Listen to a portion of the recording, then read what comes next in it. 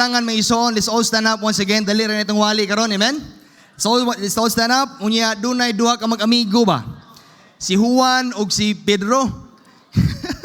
Murag-mura ni giat nga ninyo da. Nga ani si Juan, ni ana si Juan kang Pedro nga bay. Nga aning tug-an sa tinuod ha, bana-bana nimo. Guwapo ba ko? Oy dawin ni naong si Juan sa iyang naong ba? Ina ni si Pedro, ana din si Pedro, honest but si Pedro kay amigo man sila, ana si Pedro nga by one. Akong lantaw si mong naong pangit gyud. Pangit gyud siya. Tigid ingon nga ambot na lang. Suko kay si Juan, ana si Juan nga tarong di abaya, ayo ba ako binuangi. Tungod siyang kahadlok ni sa iyang amigo nga si Juan, giinda niya bitawan. Pagka tinuod lang pangit gyud imong naong. Pangitaon ba? Okay. So, dirita John chapter 3. Open your Bible please. John chapter 3. O niya, nga basig na yung mga naong diha nga pangitaon. Ayon inyong pangit. Pangitaon lang. Okay, John chapter 3. Open your Bible please. And then let's read verses 1 down to verse number 7. John chapter 3, verse 1 down to verse number 7. Ako rin mo basa? Please follow me with your eyes. The Bible says, there was a man of the Pharisees named Nicodemus, a ruler of the Jews. The same came to Jesus by night and said unto him, Rabbi, we know not that thou art a teacher come from God, for no man can do these miracles that thou doest, except God be with him. Verse number 3, Jesus answered and said unto him, Verily, verily, I say unto thee, except a man be born again, he cannot see the kingdom of God. Nicodemus saith unto him, How can a man be born when he is old? Can he enter the second time into his mother's womb and be born? Verse number 5, Jesus answered, Verily, verily, I say unto thee, except a man be born of water and of spirit, he cannot enter into the kingdom of God. That which is born of the flesh is flesh, and that which is born of the Spirit is spirit. Last verse, marvel not that I say unto thee, ye must be born again.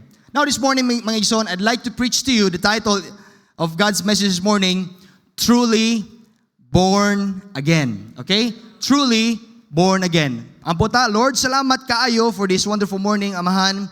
Salamat, Lord, throughout the week, you've been so good to us. Salamat sa proteksyon. Salamat sa kapiskay sa panglawas, Ginoo. Salamat, Ginoo, sa provisions.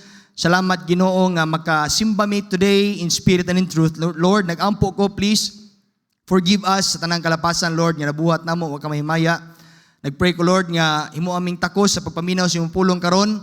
Lord, cleanse our hearts, cleanse our minds, nga ang imong pulong, Lord, mutusok, mutirok, Ginoo, sa mo ang kasing-kasing masabtan na mo yung pulong, Lord. Wala may mahimok, wala ka. In Jesus' name we pray, amen. Thank you for standing, maka panglingkod mo palihog. Now, this morning, akong balikon, truly born again. Okay? I believe with all my heart, usahay, maglibog ta, unsa maning born again. Ang perception sa tao, mayingon kag born again, religion. Pundok man na, pastor, kanang magsayaw, mag-worship, mag-praise and worship. Mga ison, the word born again, makita gyud nato specifically diri sa John chapter 3, no? Nindot kayo. Ye must be born again. Matud pa in verse number 7, ye must be born again. So I believe doon na ni dako kayong pagtagad sa atubangan ni Jesus Christ kaning word nga born again. Now, how many of you, to be honest, how many of you nakadungog na ka sa ngalan ni Nicodemus sa Bible? Raise your hand. Raise your hand. Kadungog na ka. Gamay lang nakadungog, nakabasa. So, karon atong ilahon. Okay? Kung kinsa ni si Nicodemus. Are you ready? Okay. Letter A. Who is Nicodemus? He is a prominent Pharisee. Okay? Nicodemus is a prominent nga Pharisee. Kung maingon kag Pharisee, mga isuon, it is a Jewish sect. Nailhan sila for their strict obedience sa law of Moses. So, binisaya nga pagkaistorya, bright ni si Nicodemus sa scripture. He was a Pharisee. So, dili ni mo siya pwede basta-basta nga tudloan lang. Mo na gitudlo sa Bible. Kaya naman si si Nicodemus, gitun-an sad niya ang pulong sa Ginoo, labi na ang law of Moses. Okay? The scripture. Okay? So, mao na first nga background ni Nicodemus. Now, letter B, who is Nicodemus? He is a member of Sanhedrin.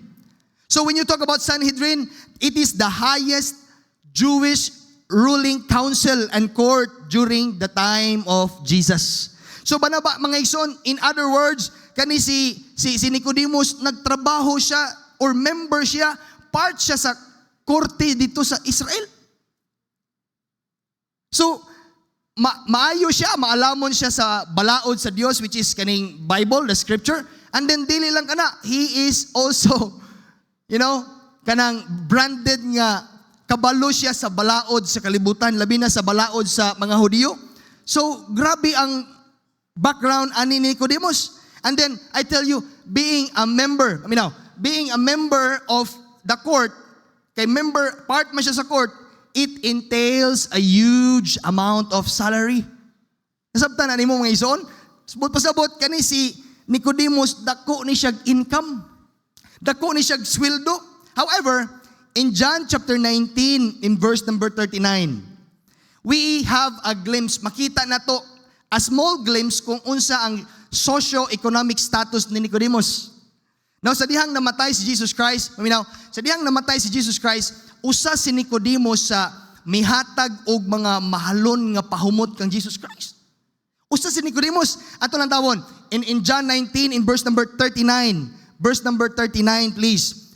Makita na diya, and there came also Nicodemus, which at the first came to Jesus by night, and brought a mixture of myrrh and aloes, about 100-pound weight. Mga igsoon, this amount of kanang mixture, 100-pound weight, it is considered extravagant. It is considered huge. It is considered expensive. No? Kung muhatag ang usa ka tawo ug ingon ani kadaghan nga mga pahumot para sa lawas sa tawo nga namatay, it is a burial nga fit for royalty. So grabe, it is very costly. Ang iyang gihatag, usa siya sa maihatag sa mamahalon nga mga pahumot sa patayng lawas ni Jesus Christ. O laliman kag naman, afford man ni Nicodemus. Paminaw nga ison, the specific amount, dato ragyod ang maka-afford ato. Amen? Si Nicodemus, usa siya sa mga dato sa panahon ni Jesus Christ, diyang nagwali si Jesus Christ sa kalibutan. Sa ato pa, si Nicodemus, usa ka kawartahan nga tao. Isa may kwartahan niyo, Dribe. O, di ba? So, kuyaw ni si Nicodemus. In other words, Nicodemus had all the power. Paminaw, Nicodemus has all the money, yet he came to Jesus Christ. Can you imagine, here is a man nga dako kayog naabot sa kinabuhi. Here is a man nga dako kayog kwarta. Here is a man nga prominente. Pero he came intentionally. Niadto gid siya ni Jesus Christ. Why? Because I believe that being rich, being dato, being wealthy, being a man in position, nabati ni Nicodemus nga duna pa di kulang sa iyang kinabuhi. Nabati ni Nicodemus nga ay di siya satisfied kung unsay naa niya. Amen? Muna mga igsoon, something was lacking in Nicodemus' life. Listen to me, masking naan na nimong tanan, paminaw, masking naan na nimong tanan, kung wala si Kristo sa imong kinabuhi, wa gyud tay gihapoy ato sa itong kinabuhi. Amen? Napa mo, amen? Kung wa si Kristo sa itong kinabuhi, kulang gihapon ang atong kinabuhi. Sometimes, people believe, maingon sila, Pastor, if I become a lawyer, if I become a doctor, if I become an engineer, if I become a professor, if I become a professional, it would change me. Mausap tini akong kinabuhi, Pastor. Pero pag abot nila diha sa ilahang trabaho, nakuha na nila ilang professions, kulang pa man di ay. Amen? Nga naman, sultian ti ka, kung wala lagi si Kristo, kulang gyud ang kinabuhi sa tao. Mga isoon na kadiha ni minaw karon, mga ko na bagyud ka si Jesus Christ sa imong kinabuhi. Amen? Now, what's our topic this morning? What's our topic? Next slide, please. Truly born again. Now, let's talk about point number one. Point number one, ito maglangan. The danger.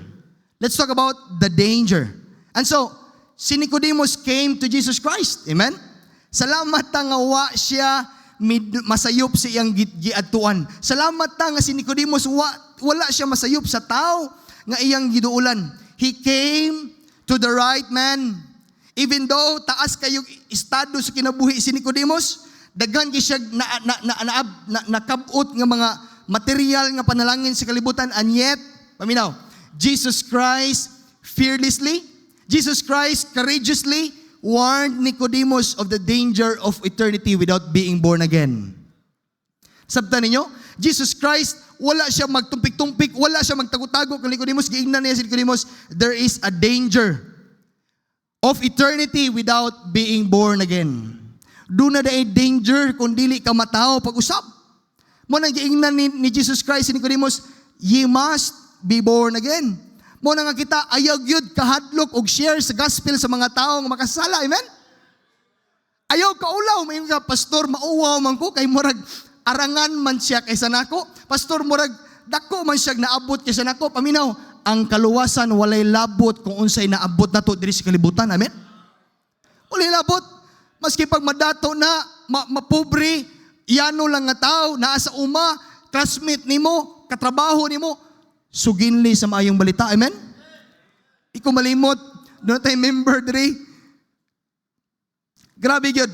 Nauwaw ko kay pag bisita nako, paglaag nako sa ilang balay dito sa Bohol, kita nako, pupuha silang balay. Oy, nga aning, iyang family, mga, panpod ba? Naagi mga naabot na sa kinabuhi by God's grace. And then iyang desire nga masuginlan ang iyahang mga igsuon, iyang pamanimalay. Unya, praise God. No? Grabe na ka mga dibutadong mga tao dito. Di ginaw nimo suluwining ka dito sa Bohol. Dito sa Bohol, kita murag maabot man tag more than 500, no? Pero dito, members sa pinakadako nga church nila naara sa mga 100 ang attendance. Maglisod pa din abot og 100 kaya naman mga dito usahay kasing-kasing sa tao. Pero praise God, no? Most of the people nga naa dito pag suluwining na to, no, ni dawat si Ginoo. Amen. Salamat sa Dios nga din usahay mataha ta ba. Pero kung imo lang tao, no, unsa may kaulaw nako nga naamang kay nadawat nga importante kayo, i-share po na sa uban. Amen. So pinakaunang nasuluwining yun ako, di ko malimot. I was grade 6 at the time. Na ako'y best friend si Mario, ako giinan, Mario. Humana mo na mong klase. Alas 4 na muhi nami. Yan ako, bay. Lingkod sa gudiha. Na ay, kanang bitang na-stockpile sa anapog. Kailan mo anapog? Ka na bang, butang nabay anapog? Diri ka na, butang ba na itong marag, basta limestone, something anapog. Unya, bantok naman kayo, ako ginan, Mario, lingkod di sa ibabaw sa anapog. Kaya na ako i-share ni mo. Kaya kong pag-share, oy, kanabang, dagkoy kong singot. Pero at least, ni-share ko sa gospel, amen? Ay, magsugod mo kita, ana. Muna nga ay kaulaw og share sa gospel. Ganun, be brave in sharing the gospel because the danger of eternity is at hand, amen? The danger of damnation, the danger of hell, the danger of being not born again is a very serious matter. Delikado, hadlok ni. Muna nga, ingon ang Bible in John chapter 3 in verse number 16. Ano sa Bible? For God so loved the world that He gave His only begotten Son, that whosoever, the word whosoever, bisag kinsa. So walay pili, madato bang mapobre? Believe it in Him, on Jesus Christ, should not perish, but have everlasting life. In verse number 17, for God sent not His Son into the world to condemn the world, but that the world through Him might be saved. And then look at verse 18. I want you to notice this verse in the Bible. He that believeth on Him is not condemned. But pasabot, kung mutuo ang usa ka tawo nga makasala ni Jesus Christ, di na siya maadto sa impierno. Amen? But he that believeth not is condemned already. Kung ang tao ganing nga dili mo angkon nga siya makasala, nga di siya ka-sure mo ato yung kalag sa langit, pangminaw ison, gikondinar na siya. Impirnohono na daigid ang kalag sa tao nga wala pa kadawat ni Jesus Christ. Amen? O mga ison, ang tao nga nag-reject ni Jesus Christ, inigkamatay anak niya, dili na madalag ampo pa aron mahawas sa impierno. Amen? Di na yun. He is condemned. Yung sa Bible, he is condemned already. Why? Because the opportunity, ang oportunidad so sa katao nga malangit siya, kanang buhi pa siya, dili patay na. Amen? Every time nga maingon ko sa imong akong gisiran, giinan ako, nga naman, ang chance nga maluwas ang tao, kanang buhi pa ka, Brad. Buhi pa ka, tay, nay. Kaya naman, kung patay na ang usa ka tao, how could you decide eternity? Napa mo? How can you decide to go to heaven nga patay naman ka? Ulahi na. Munang samtang buhi pata, munang diri sa church, walihan yung tag balik-balik. Pastor, sumo man kaayo simba. Apart magyong kaluwasan. Uy, paminaw, kay basin unya, wapata maluwas. Amen? Munang nindot kayo nga masiguro nimo ang kaluwasan sa imong kalag. That is why, church, God called us to win souls for the Lord Jesus Christ. Amen? Because the danger, dili gyud katiaw-tiawan ang impyerno. Diri sa kalibutan, paminaw, diri sa kalibutan, ang tao, ang norm sa kalibutan, ang tao maoy magampo sa mga patayng kalag sa tao dito sa purgatorio aron malangit. Ang tao maoy moingon niya, ay ampo na to si Lloyd Unrias nga namatay. Sorry, Pastor Libino, joke lang. Kana bang, buta na to man, asi minahas si wa siya kabalo, kung langit ba itong impyerno. Iampo, di na mahawa sa impyerno, kung na impyerno na, amen? Maski pagpila ka pangadji, imo ang ipangadji, maski pagpila ka kwarta mo igasto para malangit na, oy paminaw, di nagyud na makaadto sa langit kung patay na ang tao nga wa kadawat ni Jesus Christ, amen? Bali noon, ang mga tao nga naa sa impyerno, sila'y nag-ampo sa mga tao nga buhi sa kalibutan. You remember that katong taong dato nga nasa impyerno? Nag-pray siya, nag-desire siya, send Moses, send Lazarus, Father Abraham. Kuyaw di ay, ang mga tao nga naa sa impyerno, they prayed for their loved ones nga di inta sila mahiaguman nila ang grabing tumang kasakit. Amen? What is point number 1? We see the danger. The danger of being not born again. Now, point number 2. We also see the disability or the misconception of the phrase born again. The disability. The Bible says in John chapter 3 in verse number 3. Ato lang tawon. John 3 verse number 3. Jesus answered and said unto him, Verily, verily, I say unto thee, except a man be born again, he cannot see the kingdom of God. And here's what happened. Imagine ha, membro sa korte, si Nicodemus. Imagine si Nicodemus, bright nga tao, kwartahan.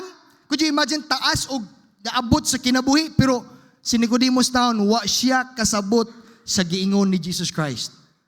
Ato lang taon, in verse number 4, nga naman, nantawa. Nangutanan si Nicodemus. Nicodemus said unto him, paminaw, how can a man be born when he is old? Lord Jesus, can he enter the second time in his mother's womb and be born? How? Jesus, unsa paagi?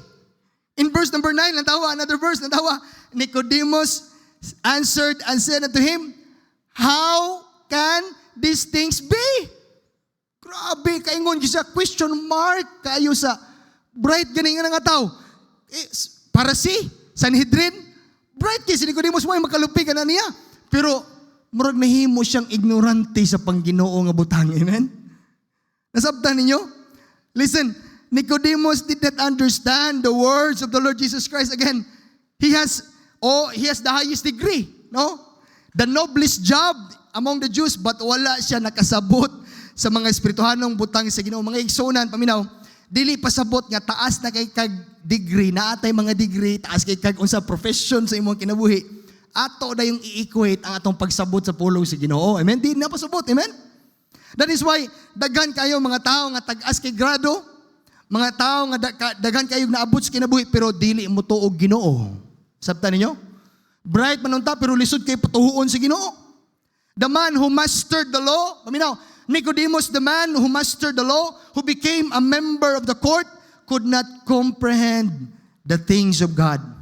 That is why this morning, kung nakasabot ka sa mensahe sa kaluwasan, if you understand the simple plan of salvation, dapat kang malipay. Oy, amen? Dapat magmalipayon ka, be thankful, be joyful because you are far better sa mga tao nga bright nga nagtudlo dito sa universities. Kay gitagaan kag wisdom sa Ginoo. Amen? I don't know who you are this morning. Maybe ikaw may pinaka-simple nga tao sa tong church. Pero salamat ka, be thankful ka naman. Nakasabot ka sa mga butang nga pang Ginoo. Amen? Kay ang tao nga tinuod nga naluwas, maura na'y makasabot sa mga butang sa Dios. Amen? Maunang bulahan ka kung nakasabot ka sa pulong si Ginoo. Amen? Because here is a man, he had all the knowledge of this world. Bright siya, pero sa kalibutan rakutob. Nicodemus, bright siya. Sa scripture, sa balaod sa Hudiyo, pero kalibutan rakutob. Pero salamat ta kay dili basihan kung unsay kahibalo na to sa kalibutan sa atong pagsabot sa pulong si Ginoo. Amen? Dili basihan, oy. Una nga salamat ta nga ang pulong sa Ginoo masabtan gyud nato na kay naman luwas naman ta. Amen? Nicodemus misunderstand the concept of salvation. And this is true with many people. No, daghan kayong paagi ang tao. Pangutanon nimo ang tao, unsi paagi nga maadtog langit. Mingon sila, Pastor, magbuhat kog maayo, yawat na lang maadtog langit. No? Pastor, musimba nako sugod karon, musimba nako, magampo nako kada adlaw. Di na ako mo absent sa simba. Pagka tinuod lang dili tanang panahon makasimba ka. Salamat ta kay naman ang paagi sa kaluwasan very simple. Dawaton ra nimo si Jesus Christ sa imong kasing-kasing by grace through faith. Amen. Salamat kay wala lisod-lisura sa Ginoo ang kaluwasan oy. Kay kung pinaagi pa sa napo kasugo ay kitang tanan. Impyerno gyud, way malangit. Amen? Point number 1, we see the danger. Dali ra kita mahuman ron. Point number 2, we see the disability. Now, point number 3, the last. We see the difference. We see the difference. The contrast between physical birth and spiritual birth. Niingon si Jesus Christ, lahi ng tao nga natao diri sa kalibutan physically ug lahi po ng usa ka tawo nga natao diha sa pamilya sa Ginoo spiritually. Ay kalibog dunay physical birth ug dunay spiritual birth. Lahi nang gipanganak ka diri sa kalibutan nga duna kay birth certificate gikan sa ospital ug lahi sad nang gipanganak ka diha sa panimalay sa Ginoo nga duna kay Holy Spirit dinhi sa imong kasing-kasing. Amen? These are two different things. In John chapter 3 verse number 5, natawa, Jesus answered, Verily, verily, I say unto thee, except a man be born of water and of spirit, he cannot enter into the kingdom of God. Verse number 6, that which is born of the flesh is flesh. Kung ang tao na tao sa flesh, siyempre, physically, natao siya ng kalibutan na. And that which is born of the Spirit is Spirit. Now, paminaw, Jesus Christ tried to explain to Nicodemus nga ang imong bloodline, Nicodemus, ang imong bloodline, ang imong lahi, no? Ang imong ancestral, it has nothing to do with your salvation. Maski pag Hudiyo ka, Nicodemus, it has nothing to do with your salvation. Why? Because physical birth is not spiritual birth. Amen? Dili ni sila parihas.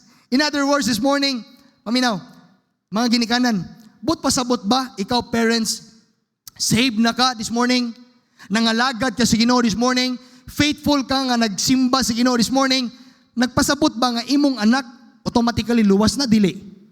Kamoy tubag? Dili. Sir Jolly, duhay anak ni, pero si Ading o si Kuyang, they need to be saved. Dili pwede nga, automatic nga, uy, papagmaman ako Kristohanon, alangit na buko. No, mga igsoon. Our physical birth has nothing to do with our salvation. O, lantawa, in John chapter 3, verse number 5, lantawa, atong sabton I'd like you to understand this. Ingon ang pulong sa Ginoo, Jesus answered, Verily, verily, I say unto thee, except a man be born of water. The word water there is physical. Physical birth. Unya, and of the spirit, he cannot enter into the kingdom of God. Paminaw ha? The water here in this verse, except a man be born of the water, it refers to the amniotic sac. Na ako'y picture please. Palihog ko, ikwan. Kasabot mo ng water. Ang babae nga mabdus, minigburo sa niya, doon na siya amniotic sac. Kung si purpose amniotic sac? Amniotic sac is the fluid-filled sac that contains and protects the fetus in the womb. Muna yung sa Bible, except a man be born, alangan na magkisa may luwason sa Ginoo katong wa mataw sa kalibutan. Nakuha ninyo? So, ang tao, he needs to be born physically first. O mo nang water. Pero dapat po, dili diha mohunong. Ang tao dapat mataw pag-usab spiritually. But ang tao dapat maluwas. Aron mamembro ka sa panimalay sa Dios. Kaya naman, ang conception sa tao manggod, Pastor, dili day ang tanang tao sa kalibutan anak sa Dios. Kaya ang tao nga, ang ilang una-una magod sa kalibutan, tanang tao kuno sa kalibutan, anak nga sa Dios, dili. Ano naman, ang tanang tao sa kalibutan, hinimo ra taon ta sa Ginoo. Amen? Kano sa aman tamimong anak sa Ginoo, Pastor? The moment nga madawat nimo si Jesus Christ, imong kasing-kasing. Amen? Tawa. That's water. No? Mabitaw nga kumumbuto ang panubigan sa babae nga mabdus, it means mga nakay na siya, di ba? O in other words this morning, aron mas atong masabtan, physical birth is external. And while spiritual birth is internal, ang atong kalag. Dili luwason sa Ginoo atong physical, dili luwason niya ni atong lawas. Ang iyang luwason, ang gusto sa luwason sa Ginoo ang atong kalag. Amen? Spiritual birth involves the imparting of the Holy Spirit to the sinner. Munang the Holy Spirit imparts to us new divine nature of God. Mauna nga, kung ang tao nga makasusala, mataw pag-usab, maborn again, ingon ang Bible, tagaan tag new nature nga gikan sa Ginoo. Amen? Mauna nga, ang tao nga makasada nga wala pagkasabot sa espirituhanong butang paminaw. Pagkaluwas ana nga tao, di ba? Kabantay ka mo simba na. Nasabta ninyo? Sa una, dili ta kasabot sa Pangginoo, di mo na, di ta mo simba. Pero sa the moment nga ang taong makasala, midawat ni Jesus Christ, and then na-saved, na-born again, kabantay ka, ganahan na mo simba. Amen? Ganahan na mo basa sa Bible. Ganahan na uhaw na kayo sa pulong sa Ginoo. Kano man, doon na tayo makita nga kalainan. Difference. Next slide please. On set point number 3. Next slide. The difference. In 1 Peter 2 verse number 2, ingon ang Bible, as newborn babes desire the sincere milk of the word that ye may grow thereby. The word desire. Kung tinuod kang naluwas, wala na kay gana pang mubalik sa imong daang pagkaikaw. Amen? Ganahan pa ba ka magubog-ubog? No? Manigarilyo, nugal. Muna ang divine nature sa Ginoo, yung gihatag din nato. Mao na'y gamiton sa Ginoo para maginahinay og kausab ang atong mga panlasa sa kinabuhi. Nakuha ninyo? Muna ang purpose sa Holy Spirit para hinahinay, mausab imong panglasa sa kinabuhi. Kabantay ka sa tao nga hilig kay manigarilyo. Manglagom na lang kung wait God kay grabing manigarilyo. Dili na dayon nga automatic maputol niya pag sigarilyo, hinahinay. Hangtod sa mawala, amen, by God's grace. And then kadugayan, dili na sigarilyo ang ugumon, bubblegum na lang. Di ba? Nga naman, kay naanay new nature nga gihatag. Muna nga salamat ta paminaw. Salamat ta kay daghan nato diri. Bati gyud kay tag kagahapon oy, amen? Napa mo? Do you agree with me? Bati kay tag kagahapon kana imong tapad karon? Nindot kay sanina lingiya gani, lindot kay sanina. Taas kay sayal, nagbarong, naglong sleeve. Pero wag ka kabalo kanang bayhana na. Kung wa na maluwas, wa na maborn again, puok kay nag-short. Kita gyud kay ngong kitang sampot, kitang dughan, di ba? Huwag ka kabalo ka nimong tapad karon. Ang baba na na kusog ni malikas. Di ba? Huwag ka kabalo ka nimong tapad karon. Kusog mo inom. No? Dili katulog ko di ka inom. Ini ko magkaon og utan gani, manigarilyo dayon kay nga naman. Luod man. Nigarilyo dayon. Huwag ka kabalo. Pero salamat kay na born again, amen? Salamat nga naluwas. Huwag kakabalo kanimong tapat karon involved premarital sex. Huwag kakabalo, wata kabalo. Pero praise God, paminaw, karon nga naluwas na ka, na born again na ka, gitagaan ta sa Ginoo og bag-ong nature. Amen? Makita na to ang difference. Dunay kalainan. 2 Peter 2 verse number 20. For if after, paminaw mo ha, they have escaped the pollutions of the world through the knowledge of the Lord Savior Jesus Christ, they are again entangled therein. And overcome, the latter end is worse with them than the beginning. Paminaw ha? Kung ikaw karon save na, dapat di na ka mubalik sa kalibutan. Kuyaw nang ma-entangled again, no? And overcome, the latter end. Uy, ang kinaulihi ang adlaw si mo kinabuhi dahil mas worse pa sa sinudanan. Lantawa, in verse number 21, lantawa. Verse number 21, please. For it had been better for them not to know the way of righteousness. May pagwa ka mahibalo sa Bible. Then, after they have known it, to turn, the word to turn, to backslide from the holy commandment delivered unto them. Mauna nga, ang Kristohanon nga mag-backslide, I believe it of my heart, di good niya siya tinuod nga magmalipayon balik sa kalibutan. Napa mo? Ang tinuod nga naluwas, di good ka magmalipayon balik dito sa kalibutan. Ang tao ka na mag-backslide ka. Di na ka musimba, di na ka basa sa Bible, di na ka ampo, balik na ka sa daan mong kinabuhi. Nagtuog ko sa akong tibok kasing-kasing. Kung tinuod kang luwas, dunay Holy Spirit, di good ka magmalipayon balik sa kalibutan. Why? Kay if tinuod kang luwas, napag-uol nimo ang Holy Spirit nga nagpuyo dinha sa imong kinabuhi. Amen? Mo nang di good ka magmalipayon sa kalibutan. As I close this morning, next slide please. A truly born again Christian. Point number 1, we see the danger. Eternal damnation in hell. Eternal damnation in hell. The danger of being not born again. Mo na nga, if this morning wa pa ka mataw pag-usab, walay mawala nimo. Be true to yourself. Balik-balik ka gyud, pastor, marag di pa man ko luwas. Can I accept Jesus Christ? Parehang Nicodemus ba? Ni-accept siya nga wasi kay balo. Pareha na to ba? Ayaw sabta nga kabalo naman ko sa kaluwasan pagtuo, pagdawat ni Jesus Christ. Unya, wa pa magkamaluwas, dawata pagbalik si Jesus Christ. Point number 2, we see the disability. The misconception of the praise born again. Usahay, daghan kay paagi ang tao. Mo nang nahimutang murag disable sa pagkabalo sa kamatuoran. And then point number 3, we see the difference. The contrast between physical birth and spiritual birth. Now this morning, as I close, are you truly born again? Nataon na bagid ka pag-usab? Think about that. Think about that 1,000 times. Think about that many times. Pastor, I don't know. Nataon na bagid ka pag-usab. Kaya naman, kung ang tao ang Kristohanon nga tinuod na luwas, doon na gud kay kabaghuan sa imong kinabuhi. Ikaw o ikaw mismo ang makabalo ana. Dili ko kasturya bahay nimo. Your parents cannot talk about you, but ikaw mismo yung people, adults this morning, ikaw mismo ang mo examine sa mga galingon, am I truly born again? Or wa pa ko tinuod nga tao pag-usab? Let's all stand up please, manindog ta palihog, let's all stand up. Bow your head, close your eyes, mag-ampo ta.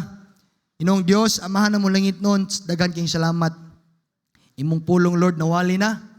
Salamat Ginoo sa paggamit nimo nako as your instrument. Ginoo Lord, wala ko'y mahimo gyud Lord kung wala imong tabang. I pray nga ikaw magapanalangin Lord sa invitation this morning. Pasabta Ginoo imong makatawhan.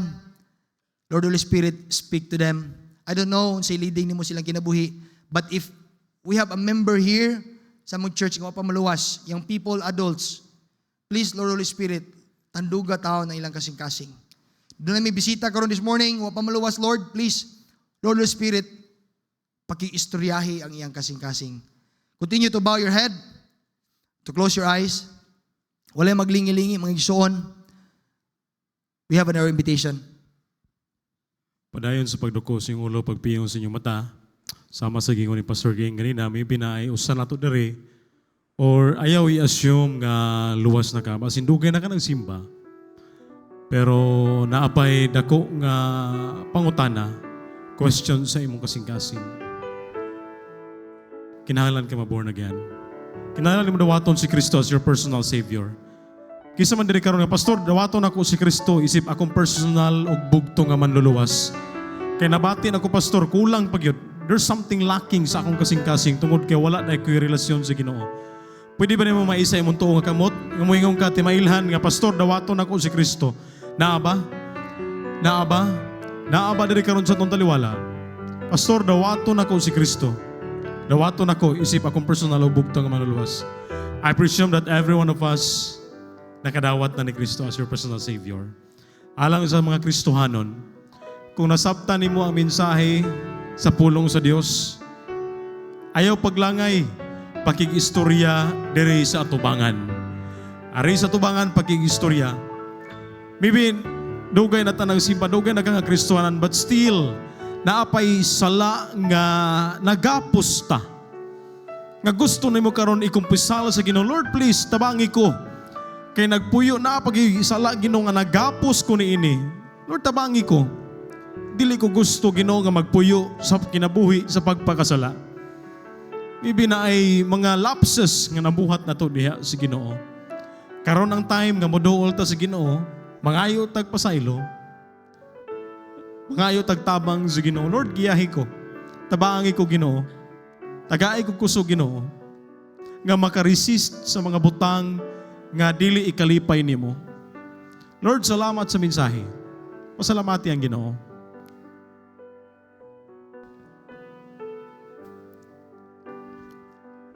Let us pray. Precious loving Father, Lord, salamat Ginoo sa imong pulong. Salamat Ginoo paggamit nimo ni Pastor King. Salamat Ginoo, what a great reminder for us na human ka na mo gidawat. Kami nakabaton og relationship diha kanimo. We are born again, O God. Born again is not a religion, but it is a restored relationship, O God.